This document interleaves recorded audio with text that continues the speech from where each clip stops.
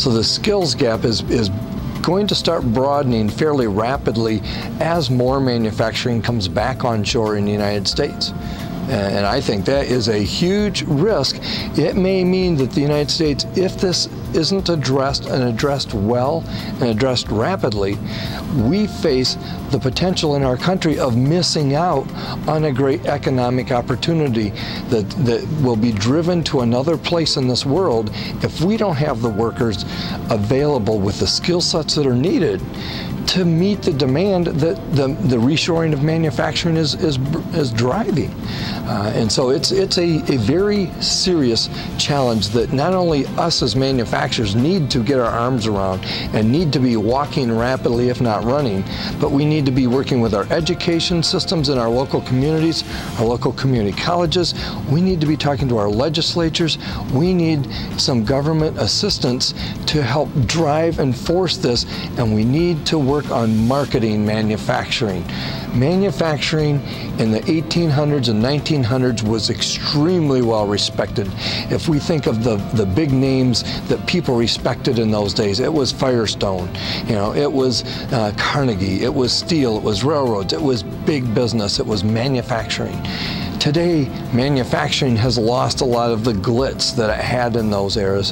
Hence, a lot of students aren't interested in this particular career path. Yet, this career path, based on the trends that we see in growth of need and the diminishing population of available talent, is going to drive a turnaround in the wage structure of this country, and the fulfillment of need in that demand is going to drive wages higher until people start to recognize and respect manufacturing again. Manufacturers have to be the drivers, and if we sit in the back seat and wait for somebody else to drive the bus home for us, we'll never get home.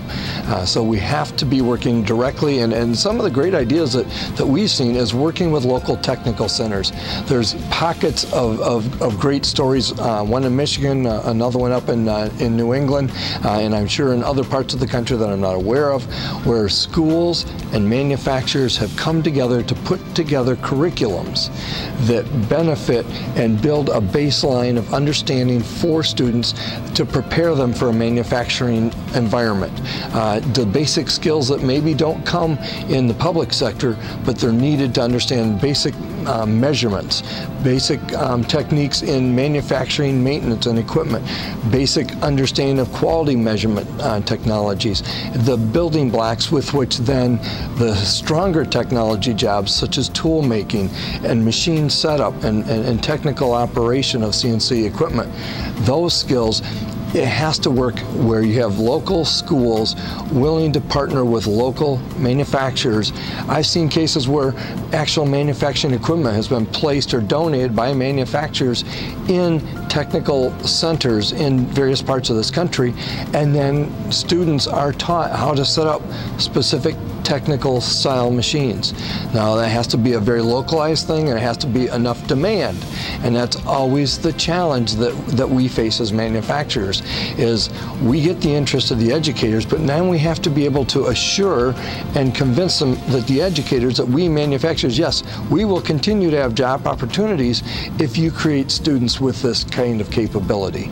So the bulk of the responsibility does rely on us as manufacturers, not only to define what we need, to describe how to achieve it, to work with those who can deliver it, such as the educators, and then to actually assure that we'll have some sort of demand that's consistent over time so that there is a true market need for what the educator is helping to create.